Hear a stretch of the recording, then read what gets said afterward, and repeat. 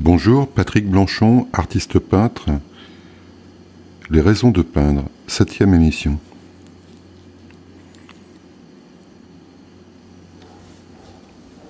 Alors je continue toujours à partir au hasard, toujours ne pas faire de plan, malgré tous les conseils qu'on me donne.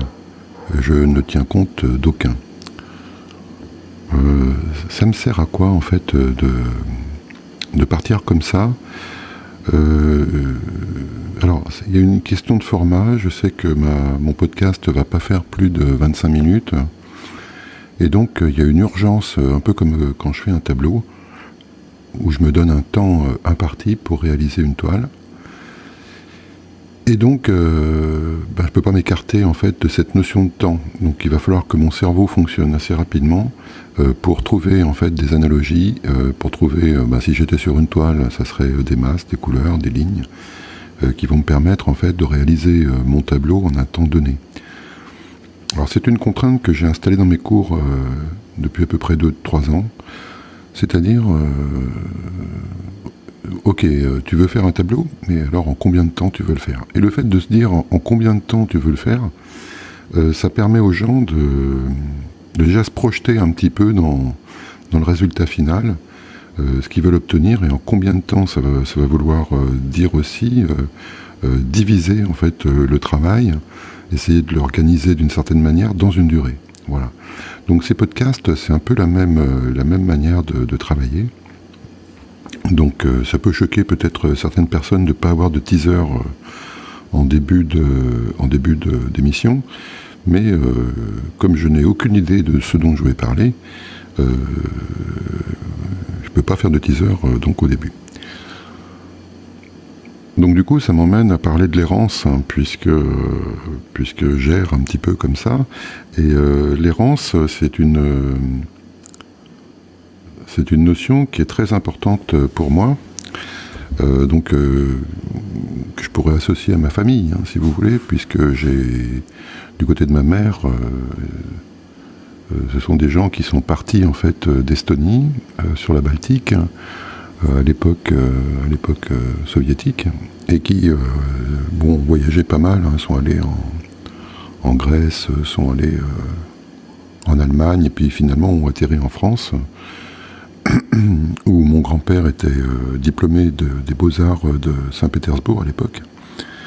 Et donc, il est devenu artiste décorateur, on appelle ça décorateur, au studio d'Épinay-sur-Seine. C'était des studios de cinéma à l'époque, voilà. Et donc, dans leur appartement parisien, ils roulaient pas sur l'or, c'est sûr, mais ils recevaient en fait tous les autres artistes estoniens qu'ils connaissaient, et donc il y avait une petite communauté comme ça qui permettait d'avoir un peu de chaleur humaine dans cet univers parisien, j'imagine à l'époque, qui devait pas être mieux qu'aujourd'hui. Et voilà. Et donc pourquoi je vous dis ça, c'est que oui, l'errance. Donc l'errance, l'exil en même temps, puisque cette notion d'errance, elle m'est venue avec tous les récits qui m'ont été relatés en fait par mes grands-parents déjà, et puis surtout par ma grand-mère, parce que je n'ai jamais connu mon grand-père décorateur, il est mort assez jeune, et il a été remplacé en fait par un personnage haut en couleur qui était un ancien capitaine de l'armée du Tsar, Vania. Donc alors lui je l'ai connu, il me prenait sur ses genoux, il m'apprenait le russe, c'était un russe. Et il était chauffeur de taxi, comme tous les Russes blancs qui se retrouvaient sur Paris. Et ce type était assez prodigieux, parce que, avec tout ce qu'il avait pu vivre dans sa jeunesse, ça avait été un des 30 survivants de la bataille des Glaces, une bataille assez célèbre, des troupes du général Kornilov. Donc il avait son icône, en fait pas une icône, mais un blason en fait de son ancien régiment, qui était toujours à côté de son lit, là, à côté d'un cosy, et quelques icônes. Alors ces icônes, elles me fascinaient dans l'enfance, Et très souvent, quand j'ai réalisé des portraits en fait de femmes surtout, je leur ai mis des longs coups. Mais alors, effectivement, tout le monde me disait c'est du Modigliani. Et je leur disais, non, c'est pas du Modigliani, c'est du Blanchon déjà, d'une. Et puis, deuxièmement, en ayant lu un petit peu la démarche de Modigliani, justement, je me suis aperçu qu'il avait énormément copié, en fait, de cariatides étrusques. Et sur ces cariatides, toutes les femmes avaient des longs coups. Donc, il a pas inventé le long cou, Modigliani, et beaucoup de... toute l'iconographie en fait orthodoxe, on retrouve dans cette iconographie beaucoup de femmes avec des longs coups, dans les icônes, etc. On montre ça. Voilà. Donc ces deux icônes, oui, il y avait deux icônes au-dessus du cosy de ce pseudo-grand-père, en fait, qui me fascinait. Et puis, il y avait toute une atmosphère. Alors, il puait l'ail parce que pour lui, c'était un moyen de rester en bonne santé. Bon, chacun son truc. Hein. Il puait l'ail et l'oignon. Et il y avait toujours une odeur de perouchki. C'était des petits pains russes qu'il faisait quand il savait que j'allais venir. Donc, voilà, je me rappelle de cet univers un peu enfumé. Ma grand-mère fumait des disques bleus et toutes les pièces étaient toujours... envahi par un nuage flottant comme ça de fumée et puis d'odeur d'ail et d'oignon. Alors cette histoire d'exil, elle m'a beaucoup intéressé à l'adolescence surtout, parce que quand j'étais dans l'enfance, je la ressentais par transmission, comme ça. Ma grand-mère l'avait transmise à ma mère et ma mère me l'avait transmise également, mais c'était plutôt un nœud énorme de sensations plutôt que quelque chose que j'aurais pu analyser quand j'étais gamin. Et ensuite, arrivé à l'adolescence, en pleine forme physique et muni d'une vigueur adolescente en fait, cette histoire d'exil est revenue encore à la charge, enfin est venue à la charge finalement, et l'idée de partir, l'idée de voyage était obsédante. Alors, à 16 ans, je suis parti de chez moi, en fait. Et quelque part, du côté de mon père, c'est pareil. Il y a le père de mon père qui est parti pendant plus de 10 ans. Il est parti un jour acheter un paquet de cigarettes, et puis il est revenu 10 ans après, retrouver donc ma grand-mère, qui l'attendait quand même... avec... enfin, ça ne devait pas être simple au niveau des retrouvailles, vous voyez. Donc, du coup, cette histoire à répétition, en fait, où on part d'un chez-soi, en fait, elle est récurrente dans ma famille. Donc, il est logique que ce terme de l'errance et de l'exil, au bout d'un moment, je l'ai fait mien. Et quand je regarde mon travail en peinture, c'est souvent ce qui se passe, en fait. Alors, ça se passe à plusieurs niveaux. Ça se passe... dans la réalisation de la toile, à savoir que je peux très bien partir avec une idée de construction plus ou moins élaborée, et puis à un moment donné je détruis tout, et ça part dans tous les sens, et je remets de l'ordre après différemment. Donc j'ai toujours besoin en fait d'une espèce de catastrophe qui se produit en fait sur mon tableau, pour pouvoir repartir dans une notion en fait d'harmonie. Et il y a quelques émissions que vous pouvez trouver sur YouTube sur la peinture. Alors ça s'appelle Propos sur la peinture 1 et 2. Et c'est Gilles Deleuze, qui est un type formidable qu'on pouvait voir et écouter à l'époque à l'université libre de Vincennes, et qui parle en fait des peintres de la catastrophe. Et il parle beaucoup de Cézanne, qui devait détruire son tableau peut-être 2 ou 3 fois avant d'arriver à découvrir l'ossature réelle de son travail, et ensuite pouvoir encore avoir une autre étape avec la couleur, et ça se recasser la figure encore une fois. Tous les plans se tombaient les uns dans les autres, c'est ce qu'il raconte en fait dans ses écrits. Et donc cette notion de catastrophe associée à l'exil, elle était assez intéressante pour moi. En fait, je m'en rendais pas bien compte jusqu'à ces dernières années. Disons que je m'en rendais même pas encore compte. J'en avais une intuition. Et c'est pour ça qu'en 2011, j'ai réalisé en fait une série de travaux qui s'appelait Errance et qui ont été exposés d'ailleurs dans une galerie de Lyon qui n'existe plus désormais, qui s'appelle la galerie Dédard. Et là, j'avais trouvé une cohérence en fait sur une vingtaine de tableaux où j'avais des personnages comme ça qui se frôlaient, qui s'interpellaient de loin, et chacun avait son petit sac au bout de la main, et tout ça sur un fond qui avait été très coloré au démarrage et que j'avais recouvert d'une couche de blanc, en laissant de temps en temps réapparaître un peu de couleur, mais très atténué.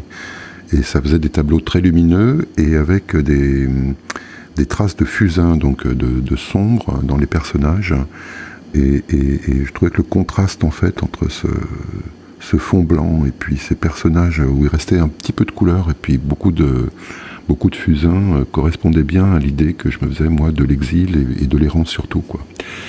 Alors l'errance dans ma vie, ça a été quand même un thème majeur, hein, parce que j'ai erré quand même de boulot en boulot, j'ai erré de femme en femme, j'ai erré d'ami en ami, j'ai erré partout, quoi, en fait. Hein.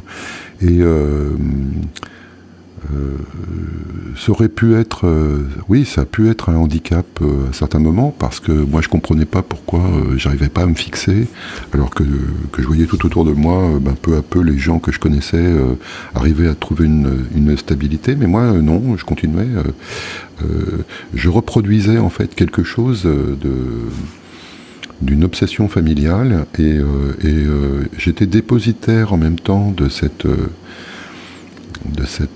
obsession familiale, et il fallait que je la résolve à ma façon, et donc il m'a fallu beaucoup errer pour parvenir déjà à comprendre les raisons pour lesquelles j'errais, qui n'étaient pas évidentes tout de suite, et puis à remonter un petit peu comme les saumons le cours du fleuve pour arriver enfin à pondre en eau douce, quoi. Voilà. Alors cette errance, elle a eu bien sûr des effets négatifs sur le parcours de ma vie, mais pas seulement, parce que en fait, ça m'a permis, en sautant du coq à l'âne, si je puis m'exprimer comme ça, de développer des facultés d'analogie entre les choses que j'aurais pas pu déceler en me concentrant par exemple dans un seul travail, une seule activité. Le fait d'en avoir fait énormément m'a permis de développer en fait des ponts entre certaines disciplines. Alors je vais vous raconter par exemple, moi j'ai beaucoup fréquenté la bibliothèque du centre Georges Pompidou, qu'on appelle Beaubourg, à Paris, et alors c'était la caverne d'Ali Baba pour moi. Quand j'arrivais là, je voyais ces milliers de livres qui s'offraient, et j'avais même trouvé une technique, parce que en fait, comme tout m'intéressait, j'allais un petit peu au hasard, et puis je mettais la main sur un livre, et puis voilà, ça allait être la lecture de l'après-midi que j'allais passer, et peu importe en fait le domaine duquel il parlait. Ça pouvait être un bouquin sur la botanique, ça pouvait être un bouquin sur la philosophie, ça pouvait être n'importe quoi, mais tout m'intéressait. J'étais une éponge ambulante. Donc, mais le fait d'avoir fait ça, même si j'avais pas de plan particulier, m'a permis d'engranger énormément de connaissances sur plein de domaines, et d'arriver ensuite à trouver des analogies, à faire des ponts entre les choses, et qui font peut-être que je fais confiance maintenant un petit peu plus à ma cervelle pour qu'elle établisse justement les analogies quand je suis en train de faire cette émission, par exemple, vous voyez. Donc voilà. Donc le centre Pompidou, ça reste quand même un lieu qui pour moi reste mythique, hein, parce que j'y ai passé beaucoup de temps. Et c'était une errance nouvelle, c'était une errance à travers la culture. Alors la culture, c'est encore quelque chose qui ressemble beaucoup à une tarte à la crème, en fait, parce que Je viens d'un milieu, alors on va pouvoir dire que c'est le milieu petit bourgeois en fait. Hein. Mon père était représentant de commerce, il s'est hissé peu à peu vers un poste de directeur commercial, mais il a conservé une manière d'être, si vous voulez, qui venait en fait. Son père était boucher, par exemple, enfin vendeur de volailles. Donc vous voyez, c'était pas des gens qui étaient très fortunés, c'était pas des gens non plus qui étaient ouvriers à la chaîne. C'était un entre-deux, si vous voulez. Et sa culture, enfin la culture familiale du côté de mon père, était assez pragmatique en fait. Hein. Il fallait faire des études pour avoir un métier, il fallait faire tel type d'études pour avoir un métier. On s'est beaucoup bagarré à une époque là-dessus. Puis moi, j'ai fait, comme je fais d'habitude, j'ai fait ce que je voulais, quoi. Donc, cette notion de culture, je suis parti avec un handicap là-dessus, enfin un complexe quelque part, en me disant, oui, il faut de la culture, quoi. Et en plus, quand il y a eu le premier choc pétrolier en 1974, mon père s'est retrouvé au chômage. Il avait été dans une boîte pendant une quinzaine d'années. Et d'un seul coup, il se retrouvait sur le carreau. Et il n'avait pas de diplôme. Et le fait de ne pas avoir de diplôme le préoccupait énormément. Parce que pour envoyer des CV, etc., c'était très très compliqué pour lui de uniquement se baser sur son expérience en fait de commercial.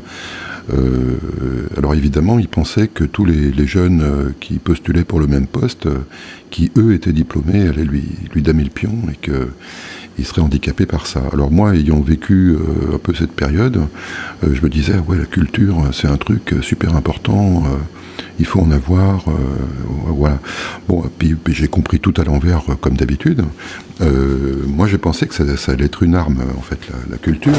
Donc, j'ai énormément engrangé de choses pour avoir une arme bien aiguisée. Et effectivement, elle a été souvent très très bien aiguisée dans des conversations que j'ai pu avoir avec les gens. C'est-à-dire que j'étais bardé de références, j'avais un savoir livresque épatant qui me permettait en fait de meubler la conversation perpétuellement, de prendre le pouvoir ou le crachoir comme on veut.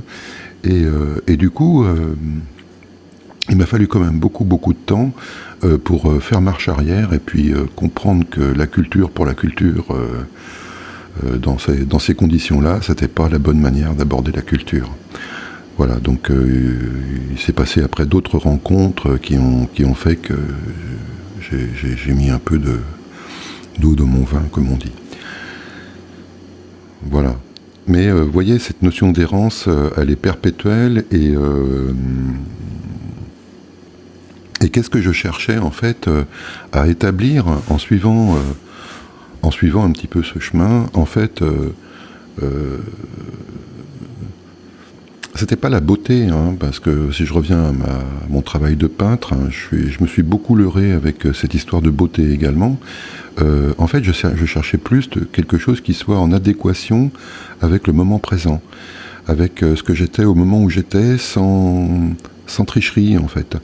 Alors ça a commencé déjà par l'écriture, mais ça j'en ai peut-être déjà parlé, alors je vais pas faire des redites, hein, mais c'est toujours c'est quelque chose que j'ai vraiment beaucoup à cœur de développer encore. Alors certainement cette année 2019, ça va être quelque chose vraiment d'important pour moi pour être encore plus juste dans mon travail.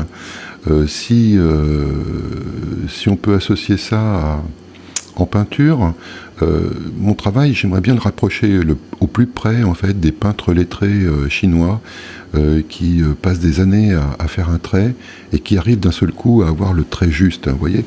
Alors bon, ça demande toute une discipline en fait de vie, ça demande un équilibre, ça demande un tas de choses, donc c'est vraiment un travail sur soi et sur l'instant. Et se débarrasser justement de tout ce qui est superficiel, de tout ce qui est tricherie, de tout ce qui est, alors surtout des tricheries du mental, hein, où on peut croire qu'on est arrivé à un certain niveau, mais qu'en fin de compte, il en est rien et qu'on est dans la peau d'un débutant perpétuel. Alors cette histoire d'être toujours un débutant ou un étudiant perpétuel, je la conserve parce que quel est l'esprit du débutant en fait? L'esprit du débutant est vaste parce qu'il n'a pas encore suffisamment d'habitude pour être fermé.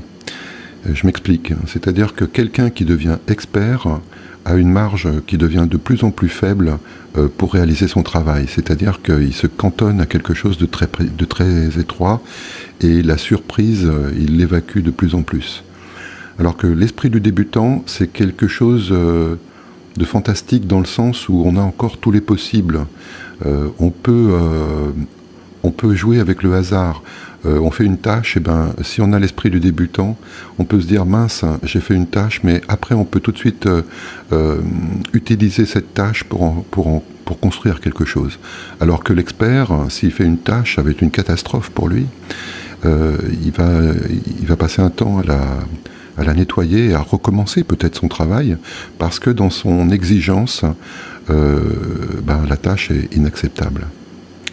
Voilà, donc cet esprit du débutant, cet éternel recommencement des choses, ce côté brouillon, mais très utile.